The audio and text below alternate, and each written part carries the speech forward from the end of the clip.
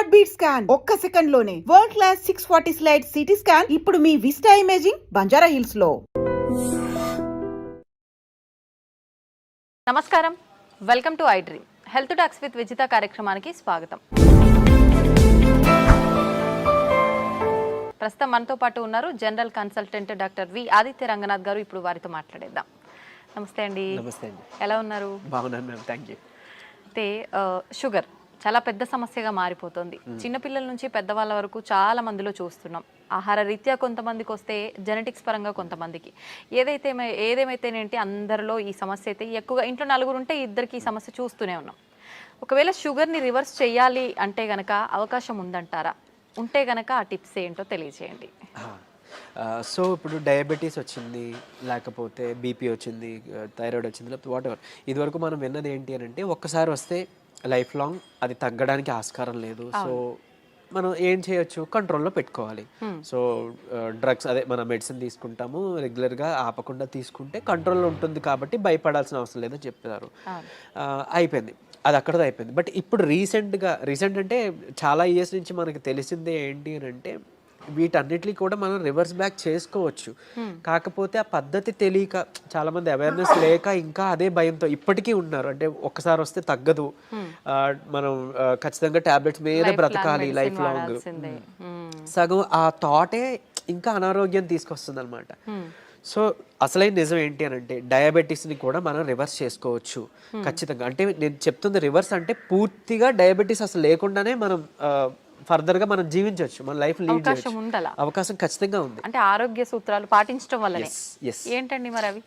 So మెయిన్గా ఇప్పుడు diabetes రావడానికి కారణం ఒకటి ఇన్సులిన్ రెసిస్టెన్స్. సరే, ఇన్సులిన్ రెసిస్టెన్స్ అంటే ఏం లేదండి, ఇప్పుడు మనం ఎక్కువసార్లు తీసుకుంటాం, డే మొత్తంలో ఎక్కువసార్లు తినడం, లేదా ఏదైనా మధ్యలో గ్యాప్స్లో మళ్ళీ ఇప్పుడు లంచ్, డిన్నర్, పొద్దున్న బ్రేక్ఫాస్ట్కి మధ్యలో మళ్ళీ ఏదైనా టీ, ఏదో కాఫీ అలవాటు ఉంటుంది, లేదంటే ఇంకేదైనా స్నాక్స్ తింటాం. ఇలాంటి అలవాటు ఎక్కువ అయిపోయి ఏంటి అని అంటే మనం ఏది తిన్నా ఏది తాగినా, అంటే వాటర్ తప్పిస్తే మిగిలిన ఏం తీసుకున్నా మన బాడీలో ఇన్సులిన్ ప్రొడక్షన్ జరుగుతుంది. సో టైప్ 2 డయాబెటీస్ అంటాం ఏంటి, ఇన్సులిన్ ప్రొడక్షన్ ఉంటుంది మన బాడీలో, జనరేట్ అవుతుంది, కానీ ఆ కణాలు సరిగ్గా ఇన్సులిన్ని యూజ్ చేసుకోలేకపోతున్నాయి. దాన్ని టైప్ 2 డయాబెటీస్ కింద పరిగణిస్తున్నారు. ఒకవేళ ఇన్సులిన్ ప్రొడక్షనే లేదు బాడీలో, మన ప్యాంక్రియాస్ సరిగ్గా పనిచేయట్లేదు, అందులో ఐలెట్స్ ఆఫ్ లాంగర్హాన్స్ అని ఒక కణాలు ఉంటాయి, దాని నుంచే మనకి ఇన్సులిన్ వస్తుంది. సో ఇన్సులిన్ సరిగ్గా ప్రొడక్షన్ లేదు అని అంటే అది టైప్ 1 కింద మనం పరిగణిస్తున్నాం. చిన్నపిల్లల్లో కూడా టైప్ 1 అది చూడొచ్చు. సో ఇప్పుడు ఇన్సులిన్ ప్రొడక్షన్ జరిగి మనం తిన్న ప్రతిసారి మన గ్లూకోజ్ లెవెల్స్ ఏదైతే ఉందో అది మేనేజ్ చేయడానికి ఇన్సులిన్ ప్రొడక్షన్ జరిగి, అంటే స్పైక్ అయ్యి అది కంట్రోల్ తీసుకొచ్చి మళ్ళీ అది ఇన్సులిన్ తగ్గి, ఆ స్పైక్ తగ్గి మళ్ళీ మనం తింటున్నాం, మళ్ళీ పెరుగుతుంది కదా. ఇలా అస్తమానం పెరిగి తగ్గడం వల్ల మన బాడీ అలవాటు పడిపోతుంది ఆ ఇన్సులిన్, సెట్ అయిన ఇన్సులిన్ లెవెల్కి. సో ఇన్సులిన్ రెసిస్టెన్స్ వచ్చేస్తే ఏమవుద్ది, ఇదే గ్లూకోజ్ని, అంటే రోజువారీ తినే సేమ్ అదే మోతాదు ఒక గ్లూకోజ్ని మనకి ఇప్పుడు మెటబలైజ్ చేయాలి అని అంటే ఇన్సులిన్ ఈ మోతాదుకి మించి ఇంకా ఎక్స్ట్రా ప్రొడక్షన్ జరగాల్సి వస్తుంటుంది అనమాట. అంటే ఈ లెవెల్కి అది కంట్రోల్కి రావట్లేదు, దాన్నే ఇన్సులిన్ రెసిస్టెన్స్ అంటున్నాం. సో మనం చేయాల్సిన పని ఏంటి అంటే ఇన్సులిన్ రెసిస్టెంట్ తగ్గించి ఇన్సులిన్ సెన్సిటివిటీని మనం పెంచుకోవాలి ఒకటి. తర్వాత ఆహారంలో చిన్న మార్పులే, అంటే ఇప్పుడు డయాబెటీస్ మనం ఇది చేయాలి అని అంటే సరే ఏముంది రైస్ మానేయండి అని చెప్తారు, అంతే కదా, మాకు చాలా ఇబ్బంది, మేము చేయలేము అని అంటారు. అలా ఏం కాదు, కొన్ని పద్ధతులు ఉన్నాయి, నేను చెప్తాను ఇప్పుడు ఖచ్చితంగా. అది పాటిస్తే ఏకంగా డయాబెటీస్ చక్కగా కంట్రోలే కాకుండా రాబోయే రోజులు, అంటే మీకు ఫస్ట్ 3 months 4 months కంట్రోల్ తెచ్చుకుంటారు. ఆ పైనుంచి మనకి టార్గెట్ ఏంటి అని అంటే మనం వాడుతున్న మెడిసిన్ నెమ్మదిగా డోస్ తగ్గించుకోగలగాలి. అంటే తగ్గించగలగాలి అంటే ఆటోమేటిక్గా మనకి లెవెల్స్ తగ్గితే యాజ్ ఏ మీ డాక్టర్ కానీ మేము కానీ తగ్గించగలుగుతాం కదా. తగ్గించిన తర్వాత దీన్ని పూర్తిగా రివర్స్ బ్యాక్ చేసుకొని నార్మల్ లైఫ్, అంటే ఆ ఫుడ్ని తీసుకుంటూ చక్కగా మనం ఎలాంటి ట్రీట్మెంట్, అంటే ఈ డ్రగ్స్ తీసుకోకుండా ఉండడం. మళ్ళీ అది తగ్గిపోయిన తర్వాత మళ్ళీ పంచదార తినేస్తాం, మైదా పిండి తినేస్తాం, గోధుమ పిండి తినేస్తాం, లేకపోతే ప్రాసెస్డ్ ఫుడ్ తినేస్తాం. అంటే అసలు అదే మెయిన్ ప్రాబ్లం. అంటే high saturated fats, high carbohydrates ఉండడం వల్లనే మనకు వస్తుంది. ఇది వరకు వాళ్ళకి, అంటే మన పెద్దలకి అప్పట్లో ఎందుకు రాలేదంటే వాళ్ళు ఇవేం తీసుకోలేదు కాబట్టి వాళ్ళకి రాలేదు. సో మనం అది ఫుడ్డే ఇది ఫుడ్డే కదా, ఏదో నార్మల్ లైఫ్, అంటే తగ్గిన తర్వాత మళ్ళీ తినేయొచ్చు అన్న వాళ్ళకి ఇది ఆన్సర్ చెప్తున్నా. సో అది కాదు, నార్మల్గా మీరు రైస్ తీసుకోవచ్చు, రైస్ పూర్తిగా మానే అవసరం లేదు, కాకపోతే రైస్తో పాటు కొన్ని తీసుకోవాల్సి ఉన్నాయి. సో చూడండి, సింపుల్ టెక్నిక్, హై కార్బోహైడ్రేట్స్ తీసుకోకూడదు, హై కాంప్లెక్స్ కార్బోహైడ్రేట్స్ తీసుకోకూడదు, తర్వాత హై సాచురేటెడ్ ఫ్యాట్స్ తీసుకోకూడదు. సో ఇవి తప్పిస్తే మరి మిగిలిన ఆప్షన్ ఏంటి? కొంతమంది ఇక్కడ ఏం చేస్తారంటే కార్బోహైడ్రేట్స్ తీసుకోకూడదు అన్నారు కాబట్టి పూర్తిగా కార్బోహైడ్రేట్స్ని తగ్గించేస్తున్నారు. అంటే నో కార్బోహైడ్రేట్ ఫుడ్ అంటారు, అలా వెళ్ళిపోతున్నారు, కీటో డైట్స్ అని. అలా వద్దు. అలా అయితే ఏమవుతుందంటే మనకి ఇన్ని సంవత్సరాలు లేదా ఇన్ని జనరేషన్స్గా మనకి బాడీకి కార్బోహైడ్రేట్స్ అలవాటు, సో దాని డైజెషన్ అలవాటు. సో అక్కడి నుంచి మళ్ళీ అది బ్రేక్ డౌన్ అయ్యి గ్లూకోజ్ కింద మనకి కన్వర్ట్ అవుతుంది, మనకి శక్తిని ఇస్తుంది. బాగుంది. మీరు తినడం మానేస్తే ఒకటి మీకు కూడా బాడీకి అది కొత్తది ఏంటంటే కార్బోహైడ్రేట్స్ అసలు అది డైజెషన్ చేసే ఒక పద్ధతే మర్చిపోద్ది మన బాడీ. సో రేపు పొద్దున్న నార్మల్ సింపుల్గా కార్బోహైడ్రేట్స్ తీసుకున్నా దానికి చాలా కష్టపడాల్సి వస్తుంది. అండ్ ఈవెన్ ఒకవేళ జెనెటికల్గా నెక్స్ట్ జనరేషన్స్ పాస్ ఆన్ అయింది అనుకోండి, అది ఇంకా ఇబ్బందిగా. అంటే నార్మల్ అన్నమే మనం అరాయించుకోలేకపోవచ్చు, లేకపోతే నార్మల్ సమోసానే ఎంజాయ్ చేయలేకపోవచ్చు మనం. సో అట్లా. సో సరే, ఓకే, హై కార్బ్స్ అంటే తెలుసు, ఈ రైస్ నార్మల్గా తీసుకునేవే. ఈ రైసు తర్వాత ఈ మైదా గోధుమ పిండి ఇవన్నీ తినమని చెప్తుంటారు, అంటే రైస్ని తగ్గించి మైదా గోధుమ పిండి తినమని అంటారు కదా. సో అది కూడా రిఫైన్డ్ తీసుకుంటే, పంచదార లేకపోతే గోధుమ పిండి ఇవన్నీ రిఫైన్డ్ ఫ్లోర్ బయట కొని తెచ్చుకుంటే అది కూడా మళ్ళీ మనకు ప్రాబ్లమే. సో మనం మిల్లులో వెళ్ళి ఆడించుకుందాం, అంటే డైరెక్ట్గా వెళ్ళి మనం గోధుమలు అలాగా గోధుమలు, దానికి జొన్నలు యాడ్ చేయొచ్చు, రాగులు యాడ్ చేయొచ్చు, సోళ్ళు అంటాం కదా, సో అలా రాగి మాల్ట్లో తీసుకునే రాగులు అవన్నీ యాడ్ చేసి దాంతో మనం రొట్టిలానో లేకపోతే మిల్లెట్స్ ఏమైనా దానికి యాడ్ చేసి, కినోవా అని ఇప్పుడు వస్తుంది. సరే అంత అఫోర్డ్ చేయలేదు అన్న వాళ్ళకి పోనీ మనకి ఏమంటారు సామెలు, అరికిలు, గంటలు అలాంటివన్నీ తక్కువ రేట్కే వస్తుంటాయి కదా, అలాంటివి ఇంక్లూడ్ చేసుకోవచ్చు. పూర్తిగా రైస్ మానేమని నేను చెప్పట్లేదు, రైస్తో పాటు ఇది తీసుకోండి. సరే ఇదంతా కాదులేండి, ఓన్లీ రైస్ నాకు కర్రీ మాత్రమే అలవాటు ఉంది, పోనీ ఇంకేదైనా సింపుల్గా చెప్పండి అని అంటే ఉంది ఒక పద్ధతి. మనకి ఇప్పుడు ఇన్సులిన్ రెసిస్టెన్స్ అని మాట్లాడుకున్నామే, HbA1c మీ అందరికీ తెలుసు. 3 నెలల యావరేజ్ తీస్తే మనకి ఎంత ఉంది అనే దాని మీద మన డయాబెటీస్ ఉందా లేదా, కంట్రోల్లో ఉందా లేదా అని తెలుస్తుంది. సో దాన్ని మనం కంట్రోల్ పెట్టడానికే కదా ఇప్పుడు అన్ని చెప్తున్నాం. మన ఇన్సులిన్ వాడాలన్నా లేకపోతే ఈ మెట్ఫార్మిన్ మన డయాబెటీస్ డ్రగ్స్ వాడాలంటే కూడా మనకు అలానే దేవుడు కూడా ఇచ్చిన ఆహారంలో ఈ పని చేసే ఉన్నాయి. ఏంటి అని అంటే ఒకటి కీరా దోసకాయలు, తర్వాత పంకిన్ సీడ్స్ గుమ్మడి గింజలు, తర్వాత పాలకూర. వీటిలో ఏంటంటే పాలకూరలో తర్వాత పంకిన్ సీడ్స్లో వైటమిన్ ఈ ఉంటుంది, అది మీ HbA1cని చక్కగా కంట్రోల్ తీసుకొస్తుంది. అండ్ ఇప్పుడు చెప్పిన ఆహార పదార్థాల్లో మీకు ఇన్సులిన్ రెసిస్టెన్స్ని తగ్గించి సెన్సిటివిటీని పెంచే ఉంటాయి. సో ఇప్పుడు సరే కొంత లిస్ట్ చెప్తాను చూడండి. మష్రూమ్స్ బాగా అదే మన ఉడకబెట్టిన గుడ్లు ఫుల్గా విత్ సొనతో పాటు తీసుకోవాలి, అది కొలెస్ట్రాల్ కాదు, మంచి కొలెస్ట్రాల్ తీసుకోండి.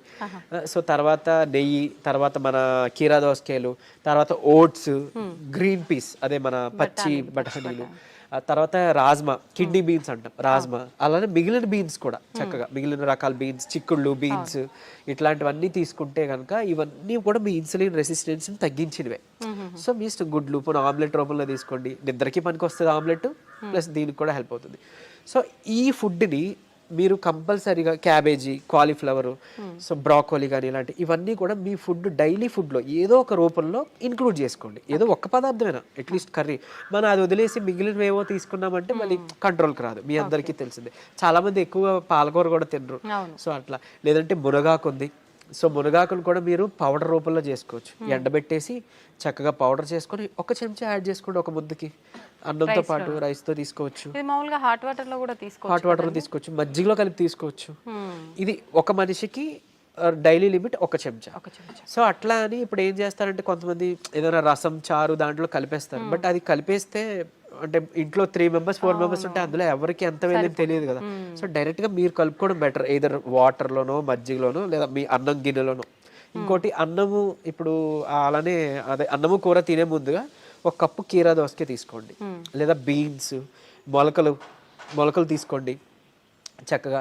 ఇవన్నీ మీకు హెల్ప్ అవుతుంది. లేదంటే మన దాలింబ గింజలు 1 కప్ పెట్టుకోవచ్చు, పెట్టి ముందు అది తిని తర్వాత అన్నము కూర మనం తీసుకుందాం.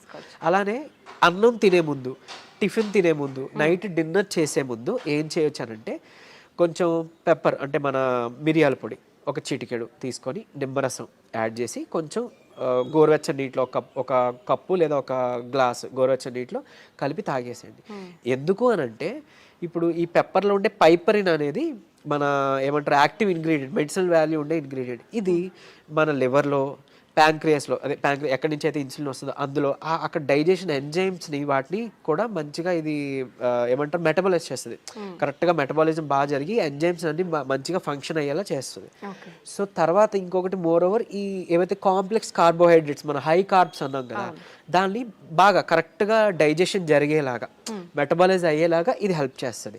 అండ్ ఈవెన్ మన పోషకాలు ఏవైతే ఉన్నాయో ఆకుకూరలోనో లేకపోతే మనం తీసుకునే ఫుడ్లోనో అవి మనం వంట పట్టడం అంటాం కదా మన అబ్జార్ప్షన్ అవి అబ్జార్బ్ చేయడానికి ఈ పైపర్ ఈ పెప్పర్ మన మిరియాలు పొడి చాలా బాగా హెల్ప్ చేస్తుంది. సో ఈ రూపంలో తీసుకున్నారనుకోండి మీరు తిన్న తర్వాత పెరిగే షుగర్ లెవెల్స్ కంట్రోల్కి వస్తాయి అండ్ ఈవెన్ మనకి లోపల ఫంక్షనింగ్ బాగా మెరుగుపడుతుంది. ఇకపోతే డయాబెటీస్ రివర్సల్ గురించి వద్దాం. సో నేను ఇప్పుడు చెప్పింది 3 to 4 months చేస్తే ఖచ్చితంగా మీ షుగర్ లెవెల్స్లో చాలా వరకు మీకు తగ్గడం మీరే గమనించుకుంటారు. మీరు ఇంత అద్భుతంగా పనిచేస్తుందా అని అంటారు. ఎందుకనంటే చాలా మందికి ఒకటి ఉండిపోయింది సైకలాజికల్గా అంటే drugs like what ever medicine మాత్రమే మెడిసిన్, ఫుడ్ అంటే జస్ట్ ఆహారం మాత్రమే. అసలు కాదు.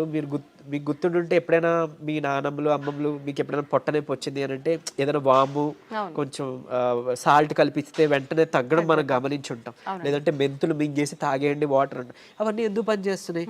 ఇప్పుడు యాంటాసిడ్స్ ఏవో వెళ్ళి పరగడుపున మాత్రం మనం పైకి వెళ్ళి తెచ్చుకొని వేసుకుంటున్నాం. అవేం అవసరం లేకుండా వాళ్ళు బతికారు కదా. ఎలా బతికారు? ఇలానే ఇవన్నీ ఫుడ్డే మెడిసిన్. ఎగ్జాక్ట్లీ మనకి ఏదైనా అనారోగ్యం వస్తుంటే మెడికల్ షాప్ కి మనం బయటకు వెళ్ళవద్దు, మన కిచెన్ లోకి వెళ్ళాలన్నమాట. యాక్చువల్గా పోపుల డబ్బాలే మనకి డ్రగ్ ఇది అన్నట్లు స్టోర్ అన్నట్టు. సో ఖచ్చితంగా ఇది వర్క్ అవుతుంది. అండ్ మోర్ ఓవర్ అంటే ఇప్పుడు మన బెర్రీస్ నుంచి ప్లాంట్స్ నుంచి ఎక్స్ట్రాక్ట్ చేసిన బెర్బరిన్ అనేది ఒక సప్లిమెంట్ ఉంటుంది ఆబ్వియస్లీ. సరే అది అందరూ వాడాల్సిన అవసరం లేదు కానీ ఒక బూస్టప్ కింద పనికి వస్తుంది. అంటే ఎలా అయితే మనకి డయాబెటీస్ని మనకి తగ్గించడానికి మెట్ఫార్మిన్ అనే ఒక మెడిసిన్ తీసుకుంటున్నాము సేమ్ ఇది కూడా అదే పని చేస్తుంది. కానీ బట్ మెట్ఫార్మిన్తో వచ్చే వైటమిన్ B12 డెఫిషియన్సీ ఇందులో లేదు, ఈ బెర్బరిన్లో లేదు. సరే ఓకే అవైలబుల్ ఉన్న వాళ్ళు వాడుకుంటారు, అందరూ ఇది వాడాలని రూల్ లేదు. కానీ బట్ ఈ సింపుల్ టిప్స్ పాటించండి, ఇది ఒకటి. తర్వాత ఖచ్చితంగా ఒక 5 minutes వాకింగ్ ఉంటే చాలు. 5 minutes వాకింగ్ అంటే తిన్న తర్వాత ఒక 10 నిమిషాలు అలా 5 minutes వాకింగ్ చేస్తే చాలు. మీ ఆఫీస్ ఏరియా, మీ బెడ్రూమ్, మీ హాల్ ఎక్కడైనా ఆయాసం రావాలి, చెమటలు పట్టాలి, ఇట్లానే వాకింగ్ చేస్తేనే మనకి వర్కౌట్ అయినట్టు అని అస్సలు కాదు. బాడీ మూమెంట్ ఉండాలి. సో అది చేసుకుంటే చాలు డయాబెటీస్ మనకి తగ్గుతుంది. రివర్స్కి చెప్పుకున్న ఇందాక ఇంగ్రీడియంట్స్ ఉన్నాయి కదా, పంకిన్ సీడ్స్ అవ్వచ్చు, మన HbA1c కంట్రోల్ చేసే ఇన్సులిన్ సెన్సిటివిటీ పెంచేవి, ఇవి మీరు చేసుకుంటే 3 to 4 months ఖచ్చితంగా రివర్స్ అయిపోతుంది. ఇప్పుడు చాలా మంది మనం చూస్తూ ఉంటామండి, జామకాయ ఆకులు, లేత చిగుర్లు అని చెప్పి, లేదు అంటే తిప్పతీగ అని చెప్పి, ఇలాంటి కొన్ని ఆకులతో వేణిల్లో వేసి మరిగించిన వాటర్ తాగుతుంటారు షుగర్ ఉన్న వాళ్ళు. ఇది వర్క్ అవుతుంది అంటారా? యాక్చువల్గా ఇప్పుడు జామ ఆకులు ఉన్నాయి కదా, లేత తీసుకొని ఒక 4 ఆకులు మనం వేడి నీటిలో వేసి మరిగించి కషాయంలా తీసుకొని ఉదయం సాయంత్రం లేదా ఒక పూట అట్లీస్ట్ పరగడుపునైనా కానీ తాగితే కనుక అమోఘంగా ఆ రోజే పెరిగిన షుగర్ లెవెల్స్ తగ్గిపోయాయి. సో నేను ప్రీవియస్ వీడియోలో జామాకులు కషాయం గురించి చెప్పినప్పుడు చాలా మంది ఫోన్ చేసి అంటే ట్రై చేసి చక్కగా ఫస్ట్ నమ్మారు, ట్రై చేసి ఒక 2 days వాళ్ళు ఫోన్ చేసి సార్ అంటే మాకు 1 day 2 dayలోనే ఇంత బాగా పనిచేస్తుంది, కంటిన్యూ చేయొచ్చు అంటారా, ఎక్కువ కాలం అన్నారు. బేసిక్గా చేయొచ్చండి, చేసుకోండి అని చెప్పారు. సో ఈవెన్ అది వాళ్ళకి ఏంటంటే డయాబెటీస్ ఎక్కువ, షుగర్ లెవెల్స్ ఎక్కువ ఉండడం వల్ల కొంతమందికి నిస్సత్వ నీరసంగా ఉంటుంది కదా, దాన్ని కూడా ఇది మనకి జామాకులు బాగా హెల్ప్ అవుతుంది. జామకాయ తినొచ్చు, బొప్పాయి తినొచ్చు, అట్లనే జామాకులు కషాయం బాగా హెల్ప్ అవుతుంది, తీసుకోవచ్చు. తిప్పతీగ కూడా తీసుకోవచ్చు. బట్ తిప్పతీగ చాలా మంది తెలియక కోవిడ్ టైంలో అంటే ఇప్పుడు వైరస్ నుంచి బయటపడాలని తెలియక చాలా మంది ఓవర్ డోసెస్లో తీసుకుని విత్ ఇన్ 15 days వాళ్ళ లివర్ మొత్తం డ్యామేజ్ అయ్యి ఎమర్జెన్సీ వార్డులో అడ్మిట్ అవ్వడం, చనిపోవడం జరిగింది. కానీ నేను ఇక్కడ చెప్పే ఒక ముక్క, తిప్పతీగ ప్రాబ్లం కాదు, ఓవర్ డోస్ ప్రాబ్లం. కాబట్టి తిప్పతీగని మనం ఇప్పుడు ఒకవేళ ఒక లైక్ 1 inch తీసుకున్నాం అనుకోండి, ఆ రూట్ ఏదైతే ఉందో దాన్ని బాగా బాయిల్ చేసి మనం దాన్ని తాగొచ్చు. దాంట్లో కొంచెం ఉసిరిపొడి యాడ్ చేయొచ్చు, లేదంటే మునగాకు యాడ్ చేసుకోవచ్చు 1/2 spoon అట్లా. ఇలాగా మనం తీసుకున్నాం అనుకోండి మనకి మంచిగా బెనిఫిటే. ఇప్పుడు అలాగని ఏంటి ఫ్లాక్ సీడ్స్ ఉన్నాయి, అవిసె గింజలు ఉన్నాయి. అవిసె గింజలు మనకి కొలెస్ట్రాల్ తగ్గిస్తుంటుంది, డయాబెటీస్ని రివర్స్ చేస్తుంది బాగా. అంటే ఒక 2 చెంచాలు మనం పౌడర్లా కానీ తయారు చేసుకొని మనం ఫ్లాక్ సీడ్స్ తీసుకుంటే, ఇదే ఫ్లాక్ సీడ్స్ గురించి ఒక పేపర్లో ఒక ఆర్టికల్ వచ్చింది. ఏంటి ఫ్లాక్ సీడ్స్ తీసుకోకూడదు, లివర్కి మంచిది కాదు, లేకపోతే ఇంకోటి ఏదో అని. కరెక్టే, ఏదైనా అతిగా తీసుకుంటే మనకి ఫుడ్ అయినా ఆబ్వియస్లీ కదా. సో అంతే, అది పట్టుకొని ఉండొద్దు. అరే ఇప్పుడు తిప్పతీగ ఏదో ప్రాబ్లం, సరే తిప్పతీగ పక్కన పెడితే అట్లీస్ట్ ఫ్లాక్ సీడ్స్, ఉసిరికాయ ఫ్లాక్ సీడ్స్, లేకపోతే మన ఏమన్నా మన పెప్పర్, సో ఇట్లాంటివి ఉన్నాయి కదా, వీటి వల్ల ఏం చేయటం జరగదు. డ్యామ్ షూర్ మంచిదే. సో లిమిట్లో తీసుకోండి. ఇంకోటి ఫ్లాక్ సీడ్స్ గురించి ఇప్పుడు మాట్లాడుకున్నాం కాబట్టి చాలా మంది తెలియక దాన్ని పౌడర్ చేసి స్టోర్ చేసుకుంటున్నారు. వద్దు, అది ఏంటి అని అంటే ఆక్సిజన్కి సెన్సిటివ్ అనమాట, ఎయిర్ సెన్సిటివ్ యాక్చువల్గా. దీన్ని మనం ఎంత ఎయిర్ టైట్ దీంట్లో స్టోర్ చేసుకున్నా, ఎంత అమోఘంగా పనిచేస్తుందో ఇది అంత చేడ్ చేస్తుంది స్టోర్ చేస్తే. ఆక్సిడైజ్డ్ అయిపోతే మనం ఎంత ఇది చేసినా అది అయిపోతుంది. సో ఫ్రెష్గా తయారు చేసుకోండి. ఒక 2 చెంచాలు చిన్న మిక్సీ గిన్నెలో మాత్రం అవుతుంది, పెద్ద మిక్సీ గిన్నెలో అవ్వదు. సో చేసుకొని మీరు బటర్ మిల్క్లో మిక్స్ చేసుకోవచ్చు. కొలెస్ట్రాల్ తగ్గుతుంది, డయాబెటీస్ రివర్సల్కి హెల్ప్ అవుతుంది. అండ్ ఈవెన్ మనకి బయట బనానా ఫ్లోర్ అని దొరుకుతుంది, అరటి దీని నుంచి తీసిన పిండి. సో అది ఆన్లైన్లో వాటిలో అవైలబుల్, దాన్ని తెచ్చుకోండి. ఒక చెంచా చక్కగా బటర్ మిల్క్ దీంట్లో మిక్స్ చేసుకోండి. ఈ ఫ్లాక్ సీడ్స్ని మిక్సీలో పౌడర్ చేసుకోండి. పరగడుపునే తాగండి. మీకు డయాబెటీస్ని రివర్స్ చేయడానికి హెల్ప్ అవుతుంది. ఎందుకు అని అంటే రెసిస్టెన్స్ స్టార్చ్ అదన్నీ ఉంటేనే మనకి యూజువలీ చాలా ఇదనమాట. సో డయాబెటీస్ రివర్స్ చేయడంలో ఈ అరటి ఫ్లోర్ ఏదైతే ఉందో అమోఘంగా పనిచేస్తుంది. ఒక్క చెంచా చాలు. మీరు తినే దాంట్లో ఎందులో కలుపుకోవచ్చు. ఈవెన్ ఏమంటారు, మీరు తినే ఏదైనా అట్టు రొట్టెలో వేసుకోండి, లేదంటే ఇలా బటర్ మిల్క్లో మిక్స్ చేసుకోండి. ఇది ఖచ్చితంగా మీ డయాబెటీస్ రివర్సల్కి హెల్ప్ అవుతుంది. సో ఎందుకు, ఇన్సులిన్ రెసిస్టెన్స్ మనకి మెయిన్గా రివర్స్ అవుతుంది కదా, అంతే. ఇదే సీక్రెట్ ఫార్ములా. ఇది నమ్మి చేయండి, నిజంగా చెప్తున్నా. మీరు ఇయర్స్ డ్రగ్స్ అది వాడాల్సిన అవసరం లేదు. అండ్ ప్రీవియస్గా ఒక వీడియోలో నేను చెప్పాను, లైక్ పరగడుపున ఒక చెంచా కలబంద గుజ్జు తీసుకోండి అని. అది నేను ఎక్కడో మెడికల్ క్యాంప్కి వెళ్ళినప్పుడు ఒక ఆవిడ నా వీడియో చూశారంట, ఆవిడ కంట్రోల్ అయింది. సో మీరు ఇదివరకు వాడేవారు కదండి ట్యాబ్లెట్, ఈ నెల చాలా వరకు తగ్గింది. ఏం చేశారంటే, మీ వీడియో చూసాను సార్, యాక్చువల్గా కలబంద గుజ్జు చెప్పారు, పరగడుపును తీసుకోవడం మొదలు పెట్టాను, నాకు ట్యాబ్లెట్ తగ్గిపోయింది, సగానికి సగం డోస్ తగ్గిపోయింది. And with in next 2nd or 3rd monthలో ఆవిడకి పూర్తిగా నేను ఆపేశాను. ట్యాబ్లెట్ తీసుకోవాల్సిన అవసరం లేదు, ఆవిడకి డౌన్ అయిపోతుంది. సో అంత బాగా పనిచేస్తాయి మనకి దేవుడు ఇచ్చిన ఇవన్నీ మెడిసిన్సే. సో ఇందులో చెప్పింది ఏదైనా వాడుకోండి. మీకు ఏం పని చేసిందో కమెంట్లో చెప్పండి. సో మిగిలిన వాళ్ళకి ఇన్స్పైరింగ్గా ఉంటుంది. అండ్ ఏది పని చేయలేదో లైక్ నాకు తెలిసినప్పుడు నేను సజెస్ట్ చేయగలుగుతాను మీకు ఆల్టర్నేట్గా. ఓకే, థ్యాంక్ యూ అండి. నిజంగా చాలా యూస్ఫుల్ టిప్స్ అనేది తెలియజేయడం జరిగింది. నమస్తే.